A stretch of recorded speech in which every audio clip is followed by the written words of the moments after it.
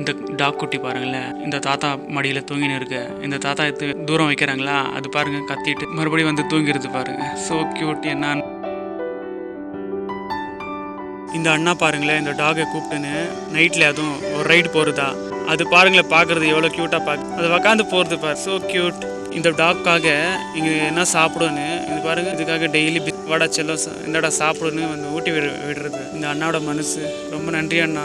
சேனலை சப்ஸ்கிரைப் பண்ணுங்கள். இந்த அக்கா பாருங்களேன், இது தண்ணிக்காக தவிக்கும்னு எங்கெங்கே டாக் இருக்கோ அங்கெல்லாம் போய் தண்ணி கொடுக்குறாங்க. ரொம்ப நன்றி அக்கா. இந்த மாதிரி நீங்களும் பார்த்தீங்கன்னா ப்ளீஸ் வைங்க.